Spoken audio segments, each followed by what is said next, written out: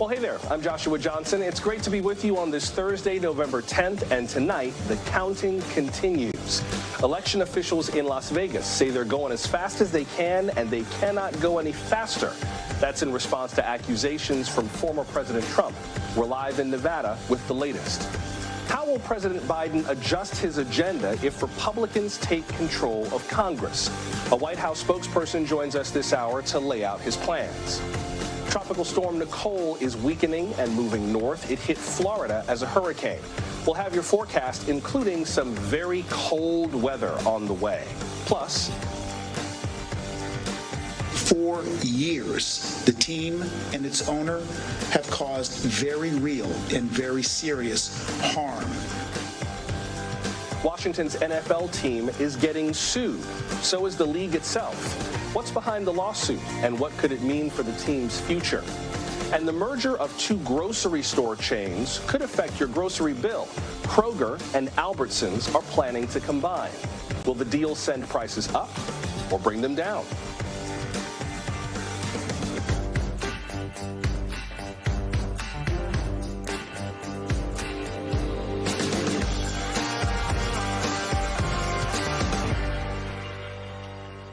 Tomorrow is Veterans Day. Maybe you're preparing for a long weekend. Well, election officials in the Las Vegas area have plenty of work ahead of them. Workers in Clark County will be on the job tomorrow and through the weekend, counting thousands of ballots. Nevada is one of 3 states that could determine control of the U.S. Senate. The race in Georgia is heading to a runoff next month, and we'll check in on Arizona in just a moment. We are characterizing the Senate race in Nevada, as you can see, as too early to call. Incumbent Democrat Catherine Cortez Masto is up against Republican Adam Laxalt. Tens of thousands of votes from the Las Vegas area are still being counted. Let's begin tonight with NBC's Gary Grumbach, who joins us now from North Las Vegas with more. Gary, how is the counting going, and what's the timeline for getting it done? Yeah, the voters have all voted. Now the vote counters are continuing to count right in the building behind me. The big number that we got out of today was 50,000. That's how many ballots are left to be counted here in Clark County. Probably about that much in the rest of the state as well, about another 50,000 in the rest of the state. But here in Clark County, those 50,000 are made up of mailed-in ballots and then ballots that were dropped in drop boxes on Election Day at polling sites. So 2 different types of ballot there. That's one big number. The other big number we got is 626. That's how many mailed-in ballots the Clark County team received today via USPS, and that number is only expected to decrease, which means it's going to get smaller and smaller as the days go on, as we get till Saturday. One other thing is that we don't know how many ballots are actually going to be tabulated and posted to the system today. They wouldn't give us an exact number today. They did give us an exact number yesterday, so we've gotten a little bit less information from them. But we're told, as you mentioned at the top, the team there inside is working as hard as they can. That's what they say. There's a couple dozen people inside working as hard. They're taking the envelopes out. They are putting the ballots through the system, and they are making it happen inside the Clark County Election Department. Joshua? Yeah, it is more or less tedious work having to handle every single one of those ballots by hand, but it's what's required by law. It has been called into some question by former President Trump. He posted on his social network, Truth Social, attacking Clark County specifically and claiming that they have, in his words, a corrupt voting system. Have officials in Clark County responded to that? Yeah, I want to be very clear here at the top here. There has been no evidence of corruption or fraud in this state's election so far. But Clark County did make a very strong response in a paper statement, and then they actually started off their press conference. Joe Gloria, who's essentially the county clerk here that handles all the votes, here's what he had to say at the top of his press conference. Obviously, he's misinformed 2 years later about the law and our election processes, which ensure the integrity of elections in Clark County and the state. We couldn't go any faster now, even if we wanted to. Now, I do want to note that the security around this place and inside this place is very tight. Just to get inside the building, you have to get patted down and wanded down. And just since we've been here for the past few hours, there's been police every few minutes that have been going around the parking lot, both walking around and driving around. This place is very secure. Joshua? Gary, any reaction from the candidates so far to either the pace of the count or to their prospects in the elections? So Democrat Catherine Cortez Masto, who's currently down in the count, according to NBC News polling, or the results so far, she's currently down. She's been kind of quiet on Twitter and elsewhere. But Adam Laxalt, who, if you remember, in 2020 was actually one of the main people that was standing right where I am, decrying election fraud and conspiracies with a whole number of other characters, including Roger Stone, that were doing that. He has not said anything about election fraud or election conspiracies. He has said he believes the count is going to show him winning and continuing to win this race. And I just want to reiterate, Gary, at the risk of having you repeat yourself, the former president presented no evidence that anything was wrong in Clark County, and NBC News has not gotten any reports of any irregularities at the polls, right? That's right, Joshua. The former president, provided absolutely no evidence, and we have seen no evidence, and no legitimate news organization has reported any evidence either. Joshua? Just making sure we said it twice. Thank you, Gary. That's NBC's Gary Grumbach, starting us off tonight from the Clark County Elections Office in North Las Vegas. In Arizona, the races for Senate and governor are too early to call. Democratic Senator Mark Kelly is currently leading his Republican opponent, Blake Masters, but again, we're characterizing that race as too early to call. In the governor's election, Democrat Katie Hobbs, who's the former Secretary of State there, is slightly ahead of Republican Kari Lake. In both races, almost a quarter of the votes have yet to be counted.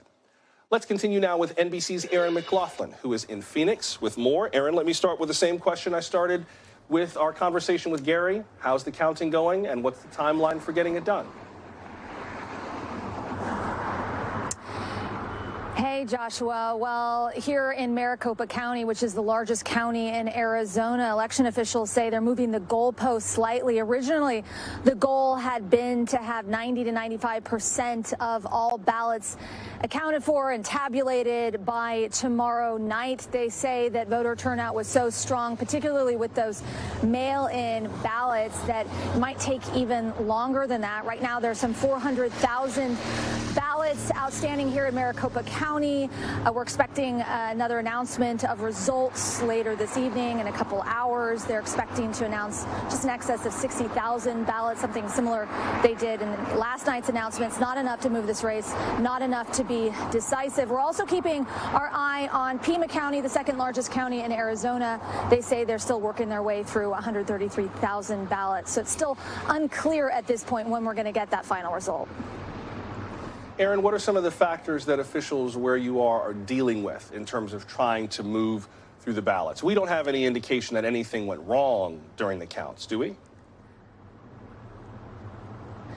No, election officials say the issue here is that this is a very close race. Every ballot is counting, and they're really honing in here in Maricopa County, at least, on this 290,000 ballots that were mail-in ballots, but they were dropped off in person by voters on Election Day. Now, even though they were dropped off in person, those envelopes still have signatures. They need to treat those ballots as if they were mailed in, which means they need to go through the signature verification process, and it's a lengthy process. Speaking to an election official, essentially what they do is they take the envelope, they take an image of the signature on the envelope, they upload that to a computer, and then a trained election worker will then compare that signature to the most recent 3 signatures that voter has on file. If they see any discrepancies, any irregularities, they then take that ballot, send it over to a manager. A manager then pulls up all of the signatures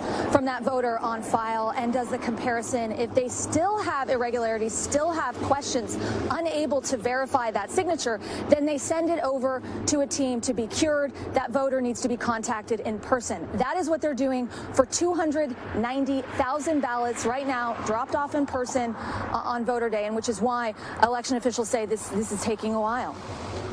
That is amazingly painstaking work that they have to do for every one of those ballots, but it has to be done for every one of those ballots.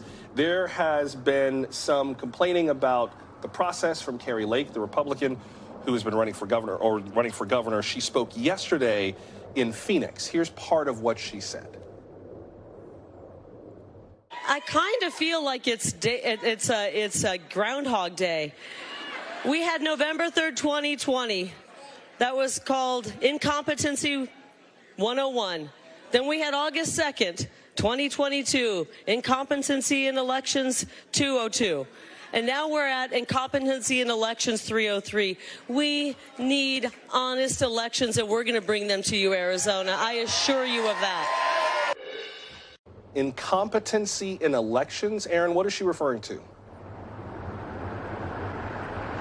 Yeah, well, that's rhetoric that we've been hearing from Kari Lake throughout her campaign. She's a known election denier backed by President Trump. She was calling into question this process before Election Day. She was calling into question this process on Election Day. So perhaps unsurprising that after Election Day, as we're waiting for this count to play out, she's calling into question this election process. But it's interesting, though, speaking to political scientists here in Arizona, they're telling me some of this rhetoric, which, by the way, is unsubstantiated, doesn't seem to be sitting well. It seems to be costing her votes here in Arizona. The fundamentals of this race going into voting day were in the Republicans' favor. The economy here is suffering in Arizona.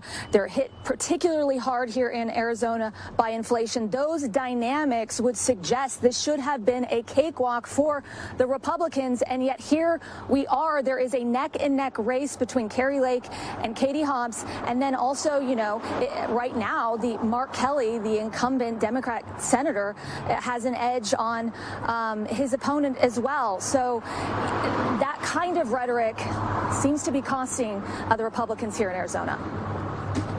Yeah, at the moment we can see that the incumbent Senator Mark Kelly has an edge, at least in the counts that we have so far, of about 100,000 votes between Katie Hobbs and Kari Lake. At the moment, the edge is very, very lean. It's less than 30,000 votes.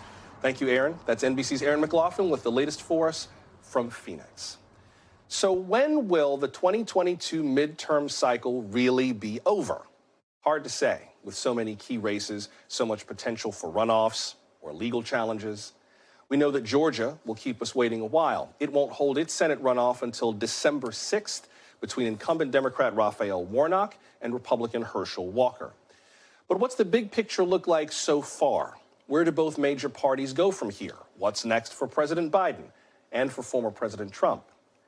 Let's get into all of that with NBC senior national politics reporter Jonathan Allen, who joins us now. John, let's start with Georgia. That is going to a runoff. What is our sense so far in terms of how Walker and Warnock are strategizing to prevail in the runoff, especially since there were about 81,000 votes from the Libertarian candidate Chase Oliver that now would be up for grabs? Well, Joshua, let me just start with you asked when this election will be over, and the answer is never. These days, elections don't die. Don't say that. They why would you ruin my night at the beginning of the show? The next election. I mean, we're just all election all the time in this country at this point. But you asked the right question there about Chase Oliver. Do we have to? I'm sorry. Really? I hate to be the bearer of bad news. Go ahead. Go ahead. Go, tell me why. Tell me why I'm never going to leave this room. Because the American people are so deeply and relatively evenly divided. In every election, it seems like we get closer, more evenly divided, at least in terms of political power at the end of the election than we were before. But we can leave that for another moment because we do have to figure out what happens in Georgia. Chase Oliver, the Libertarian candidate there that denied either or denied both Raphael Warnock and Herschel Walker, a majority, setting up this runoff. 2% of the vote went to the Libertarian. Typically, Libertarian candidates are more likely to draw from conservative voters, people who are not real big on the government being involved in people's lives. Of course, we're in an axis of history right now where that's a huge debate between the parties.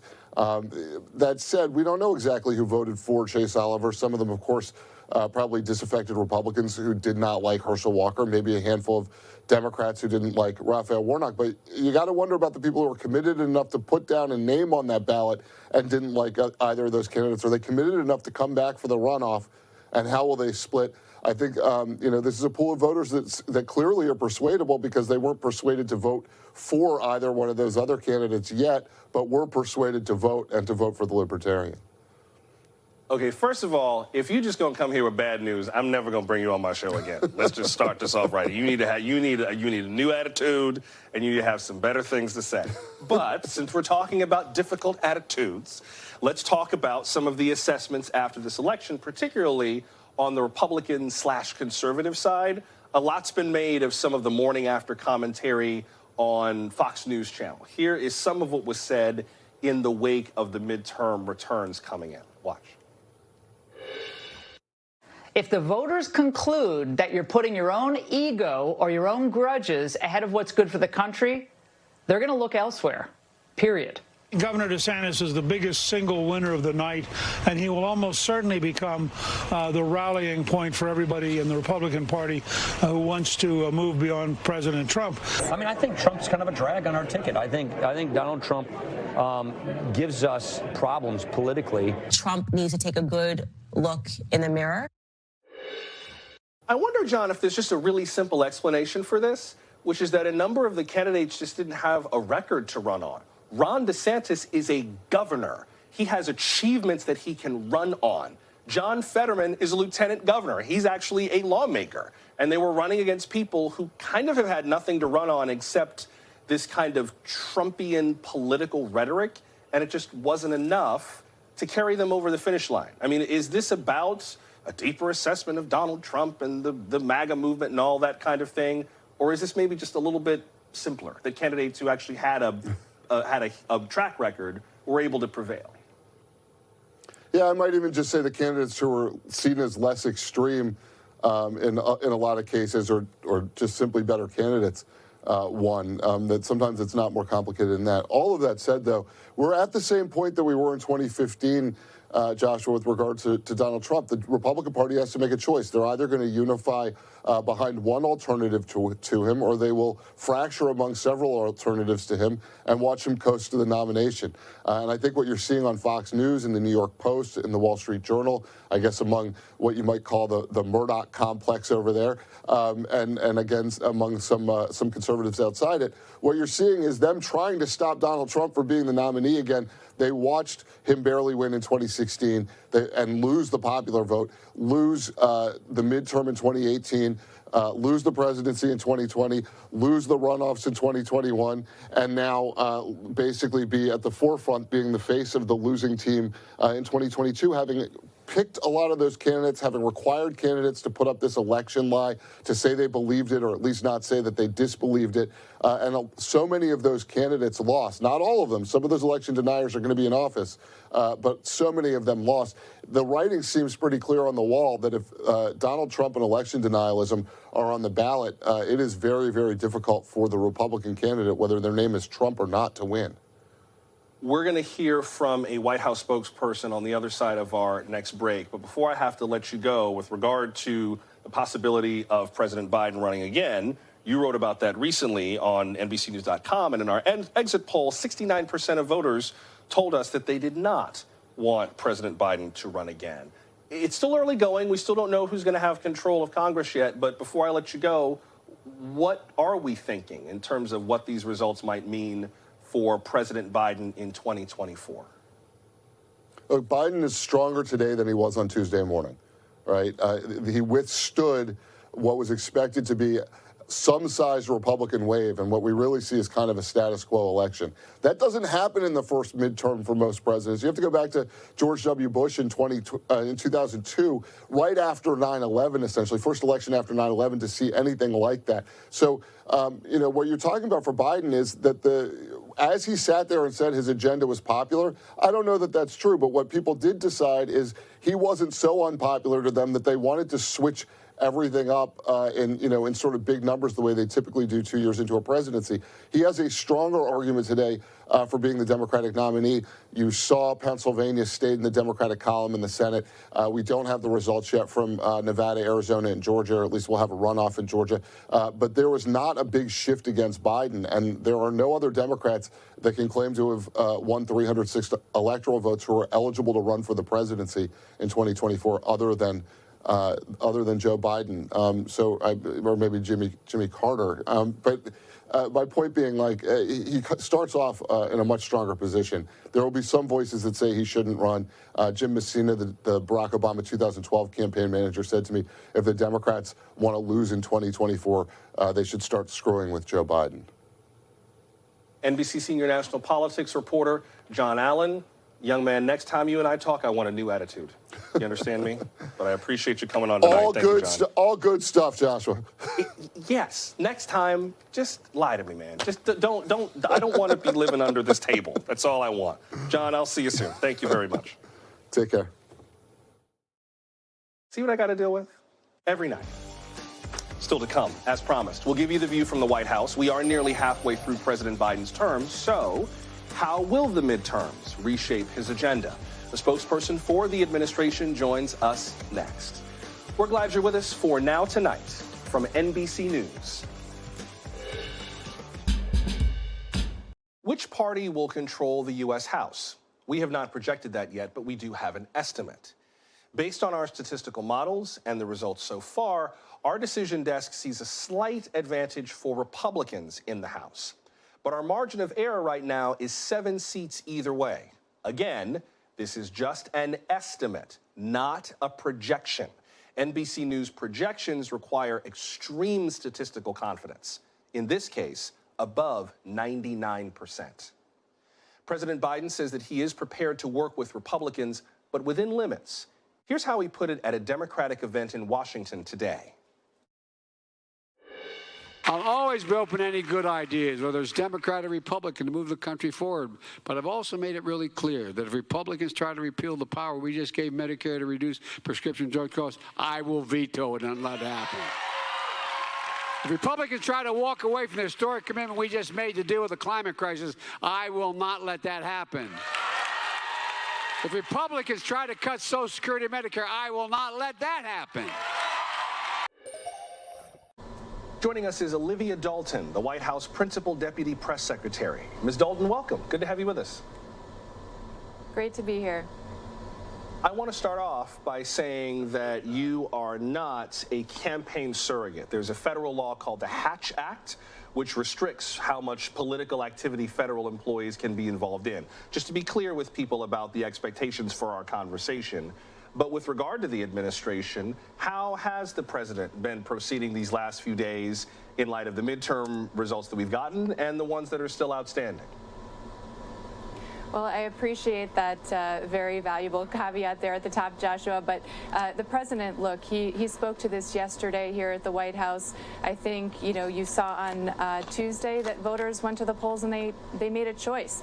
And in large part, they voted for the Biden agenda. They voted for Biden Democrats who put forward a vision rooted in issues facing hardworking American people, like in fighting inflation, protecting a woman's right to choose, protecting our democracy, continuing all of the economic progress we've made over the last 2 years, and not willing to go down the path of the Republicans' vision in Congress, which was to put Medicare and Social Security on the chopping block, advance radical national abortion ban, and risk all the progress that we've made. President Biden said that yesterday he spoke to the House Minority Leader Kevin McCarthy. How much can you tell us about what they discussed and whether or not the conversation left the president feeling better or worse? Well, I think while I'm not going to read out the details of their private conversation, of course, the president is no stranger to bipartisanship. He's, as you well know, Joshua, from covering him for years, he has long valued relationships with the Republicans and prioritized the ability of Republicans and Democrats to work together to get things done for the American people. It's why he won 81 million votes in 2016 from Democrats, Independents, and Republicans. And it's why I think that we did so well on Tuesday night here all across the country in historical context. But last night, President Biden spoke to Minority Leader McCarthy in the hopes of, no matter what the ultimate election results are when the dust is settled, being able to work together across the aisle, whatever the makeup of Congress is, to keep delivering for the American people over these next weeks and beyond. How confident is the president and the other leaders in the administration? How confident are they that that kind of bipartisanship can continue. I mean, the president in his first 2 years got a lot of really big pieces of legislation, even if you just take the dollar amounts of them. Trillions and trillions of dollars of legislation passed. Is the administration expecting more of that same opportunity to get things done, or are you kind of bracing for more headwinds? Well, look, you heard a very optimistic note from the president yesterday on this. He talked about all of the bipartisan wins we've had over the last 2 years, from bipartisan support for the bill to provide veterans benefits, the bipartisan support for the bipartisan infrastructure law, the bipartisan support for the CHIPS and Science Act, which is bringing manufacturing and supply chains back to our shores and making us economically competitive here and abroad. So there is past precedent for bipartisanship within this administration, and the president certainly thinks that in the coming weeks we should be able to work across the aisle on other key priorities: funding the government, the Electoral Reform Act, the Marriage Equality Bill, the National Defense Authorization Act. So there are so many of these things into the lame duck and beyond that the president hopes we can work across the aisle to advance and, like I said, continue delivering for the American people. I wonder how the administration sets its sights from here. I mean, our NBC News exit poll showed that inflation was top of mind for many Americans. Many said that in their view, the economy is not in such great condition. We saw some somewhat better inflation numbers today, which led to a very strong rally on Wall Street. But as you can see, pluralities of the electorate, as they responded to our poll, were quite pessimistic about the state of the economy. I wonder how the administration sees the path forward from here, especially since a lot of the economic policy that's been passed so far doesn't implement right away, right? There are these huge pieces of legislation that are going to take some time, so maybe people will feel the impact, but they haven't felt it yet. But voters are impatient. So how do you strategize about that in the next 2 years? Well, the exciting thing is, as the president said yesterday, the Inflation Reduction Act is taking effect right around the corner. In just 8 weeks' time, you're going to see the impact of that law bringing down the cost of health care, the cost of prescription drugs, the cost of energy, home energy costs. So there are some of these pieces of legislation that are about to go into effect, and voters will feel that. Americans will feel that. You know, I think the president spoke to this yesterday. The fact is, prices remain too high, and it will remain his top priority to work across the aisle with both Democrats and Republicans in Congress to see how else we can continue to bring the cost of living down for hardworking people. But certainly, as you noted, this morning's report on inflation showed that President Biden's economic agenda is already having an impact, and prices for critical things like groceries right ahead of the holidays are starting to moderate, and that inflation is starting to decelerate. So a lot of welcome news this morning, a lot of progress on the horizon, and we're going to keep at this.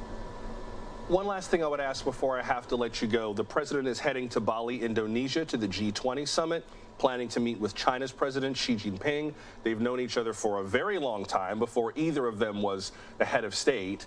What are the president's expectations for that meeting? He has said that he is looking for competition with China, but not conflict.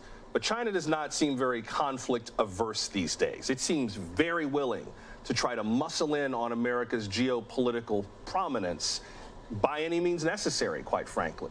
So how optimistic is the president that Xi Jinping is someone he can actually reason with? Well, look, as you noted, the president has enjoyed a long relationship with President Xi, going back years. They've spoken by phone 5 times since he took office as president. But there's just no substitute for this kind of face-to-face, leader-to-leader communication, which is what Monday's bilateral in Bali, Indonesia, is all about at the G20. As you noted, the president is very keen to make sure that we lay out for China just what our red lines are, and that we hear from them on issues of concern to them, but that this is a relationship that stays in a place of competition and not conflict. That's what we want to see here, and the president will have a chance to make that clear to President Xi on Monday in Indonesia. Well, each of our countries has so much at stake in the other's future, so I will be looking very closely, very interested to hear what comes of that meeting at the G20. White House Principal Deputy Press Secretary, I appreciate you making time for us tonight. Thank you very much. Thanks so much. Thanks so much for having me, Joshua. We will get to some of today's other top stories in just a moment, including a new lawsuit against the NFL and its Washington team, a rare November hurricane that just hit Florida, and how one city is dealing with 3 seasonal viruses.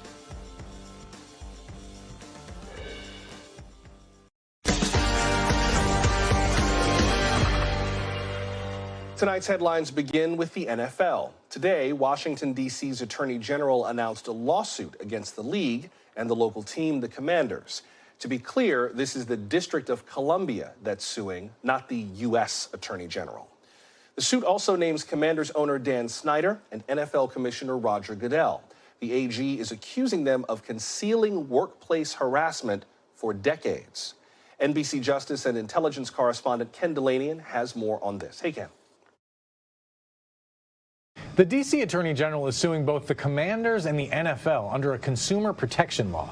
He alleges that the team and the league colluded to minimize the findings of a supposedly independent investigation by an outside lawyer into claims that female employees of the team were bullied and demeaned. The NFL fined the team $10 million last summer, but the D.C. AG says the investigation minimized the role of team owner Dan Snyder.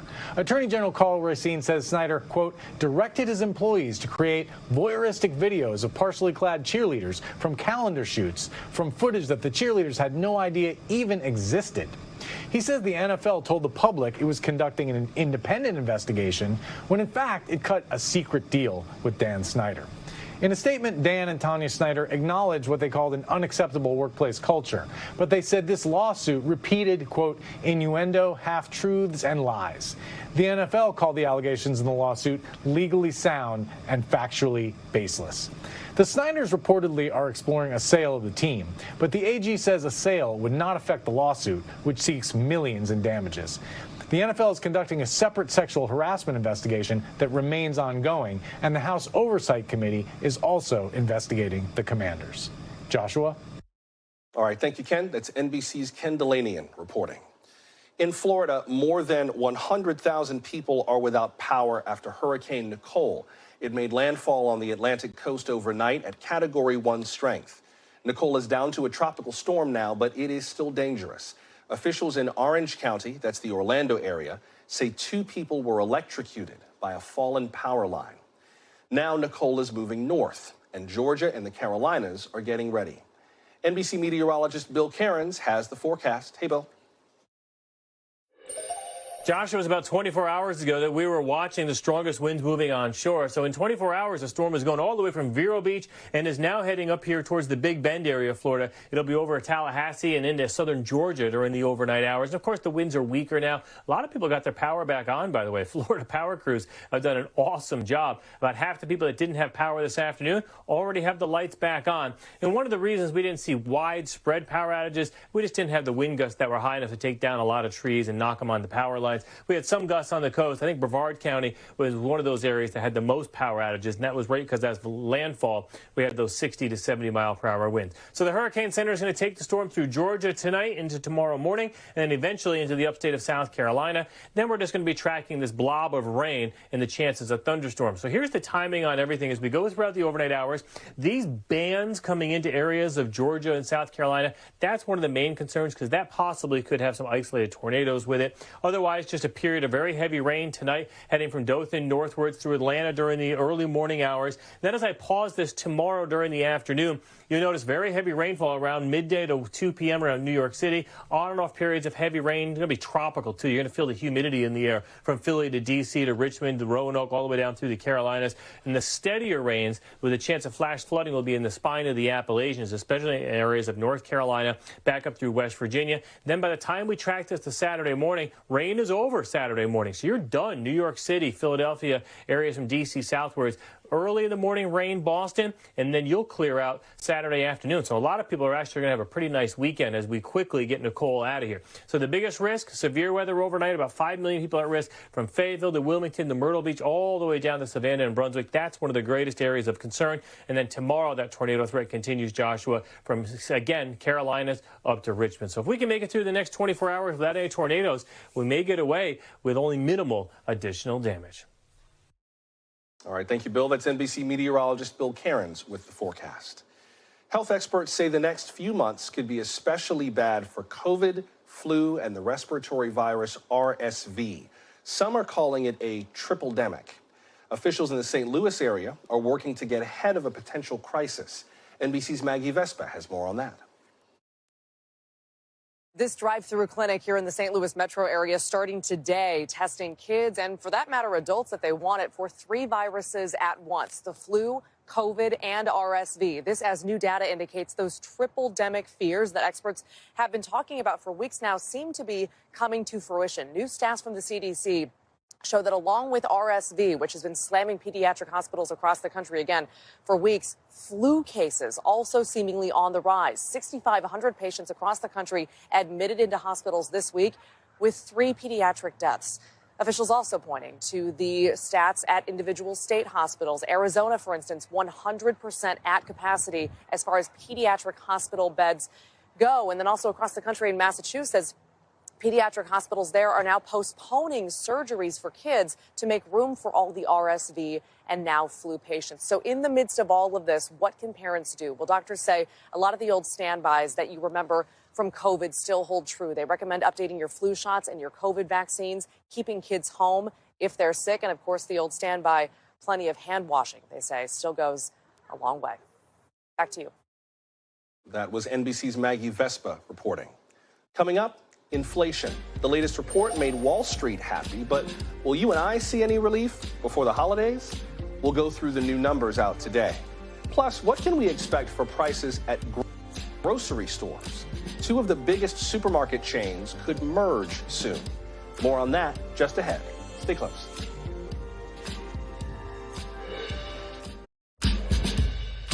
Wall Street had a strong day today in response to a new inflation report. The Dow rose more than 1,200 points. The S&P 500 rose more than 5%. The Nasdaq was up more than 7%. It was the biggest one-day gain since 2020.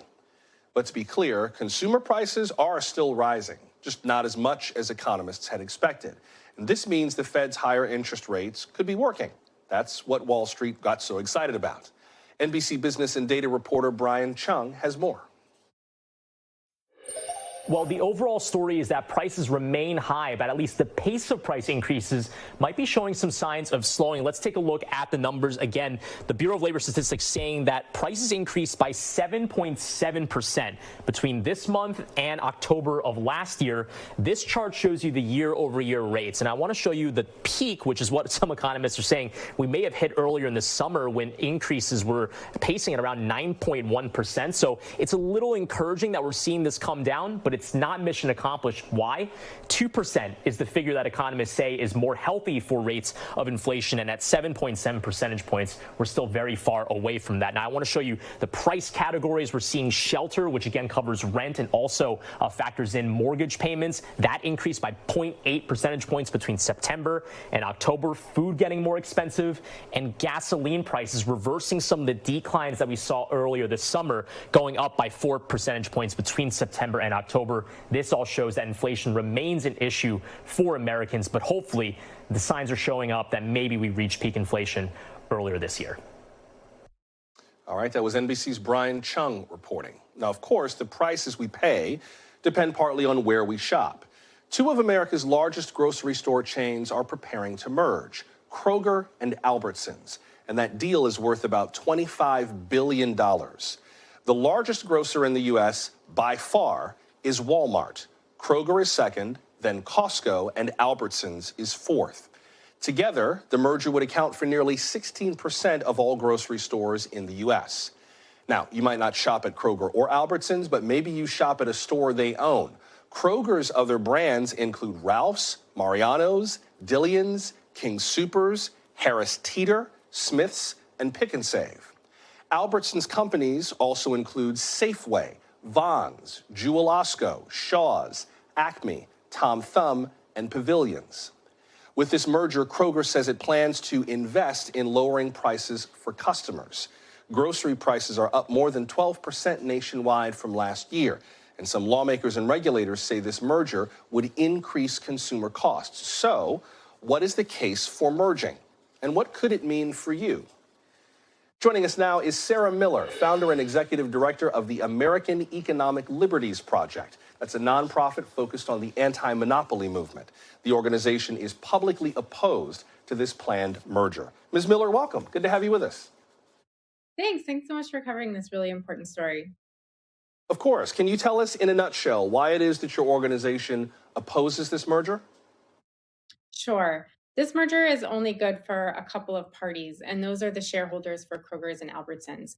As you just covered in your earlier segment, food prices have been on the rise, and profit margins for giant supermarket chains like Kroger and Albertsons, who also own a whole other host of smaller supermarkets all over the country, have really boomed over the last couple of years. So really, the beneficiaries of this merger are the shareholders.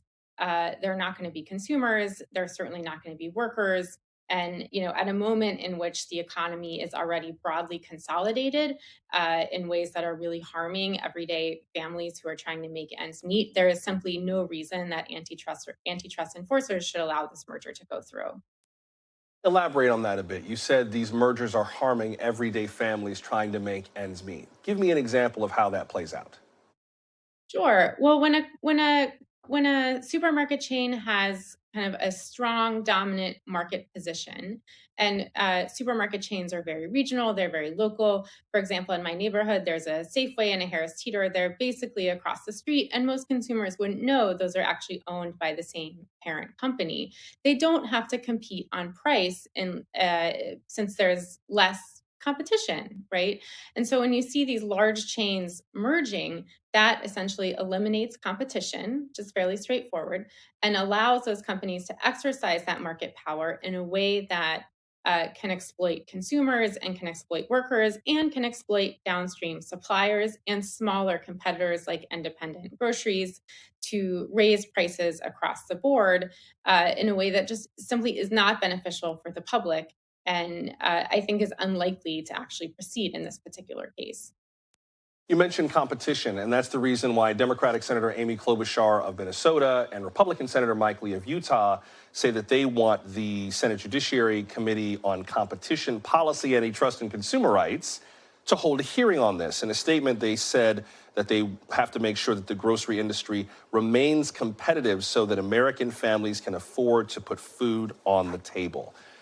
But there's competition and then there's competition, right? And I understand competing with the mom and pop shop down the street, but from a macro level, when I think about it, I feel like Albertsons and Kroger, they're not competing with the mom and pop shop. They're competing with Walmart and they're competing with Amazon.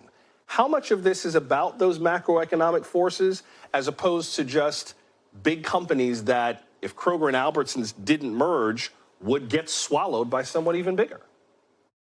Yeah, well, I think what you see across the economy and in this market too is when you have a handful of dominant corporations, you don't see aggressive competition on price.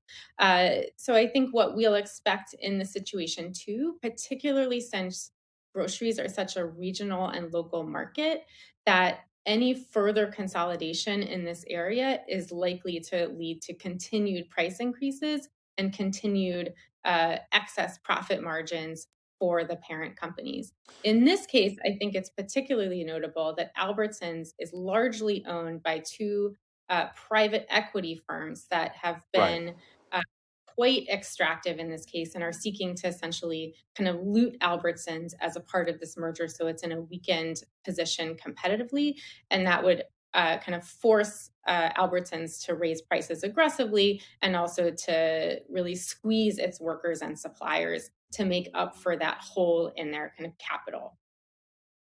I know I have to let you go in just a minute. I know that there is concern that the merged company could divest a number of locations. There's been some reporting from the New York Times on that. So there are concerns about creating food deserts in parts of the U.S.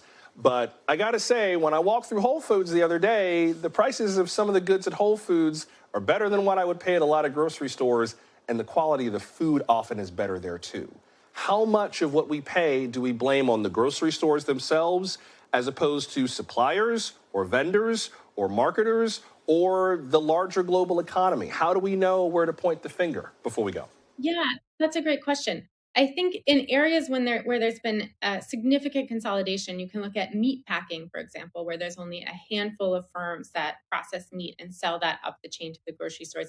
You see much, much higher profit margins. So I think in areas of the kind of food industry where there's significant consolidation, you see the ability to leverage that market power, leverage that middleman status to raise prices on consumers and also squeeze smaller suppliers and squeeze the labor force. So that's what we expect to be exacerbated by this merger. In addition to the likelihood that other stores will be shut down in ways that will further create food deserts all across the country, we're just likely to see higher prices and worse conditions for both downstream smaller suppliers and for workers. Sarah Miller of the American Economic Liberties Project, appreciate you coming on tonight. Thank you very much. Thank you. How do we fight misinformation on social media, especially about historical events? One TikTok user is using her platform to set the record straight about the Holocaust. We'll show you before we go.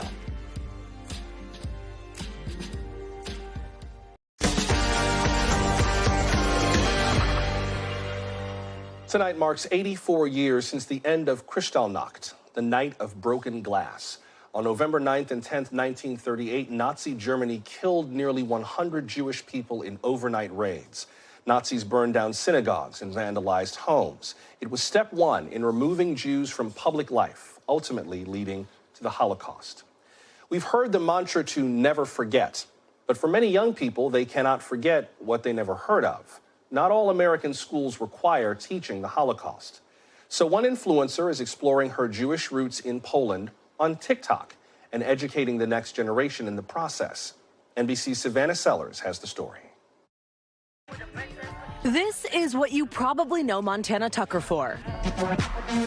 She's a spirited dancer and singer with nearly 9 million followers on TikTok. But now she's sharing something extremely personal with her fans. Tell me a little bit about your family. Anyone that knows me knows I always have been extremely, extremely close to my grandparents. I even wear my Zadie's ring. I never take it off. Her grandfather, or Zadie, and her grandmother are Holocaust survivors. Back in June, Tucker traveled to Poland to retrace their roots. I'm going to be taking you guys along this journey with me. She's posting what she learned as a documentary series on TikTok and Instagram, calling it How to Never Forget.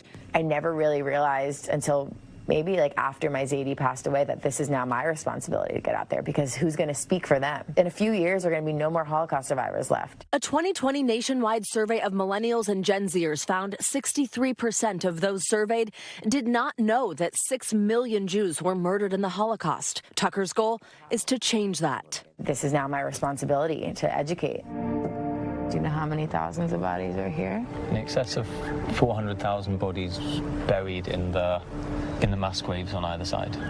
Tell me about deciding to do this project, to take this trip, and then to share it with millions of people. It was the hardest week of my life, but the most necessary.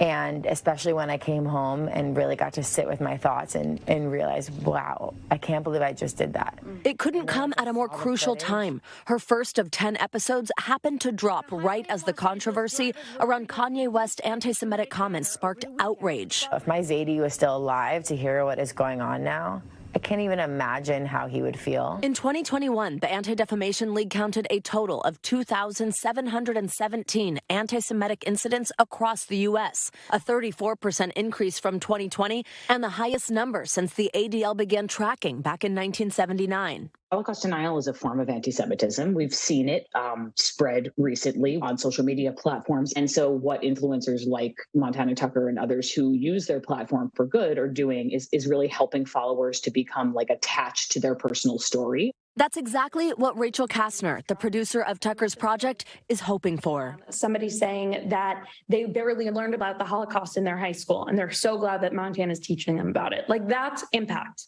That's impact. Kastner is also the granddaughter of Holocaust survivors. Going back with Montana to produce this project, when we were standing in Auschwitz on our last day of filming, we literally looked at each other and said our grandparents would be so proud. A sentiment Tucker holds close to her heart. I feel like my Zadie and I just had the most special relationship that You can't even. Sorry. No, it's okay. Sorry. I know he would be so proud of me for doing this. Savannah Sellers, NBC News. Until we meet again, I'm Joshua Johnson. Thanks for making time for us, and we'll see you tomorrow. Good night.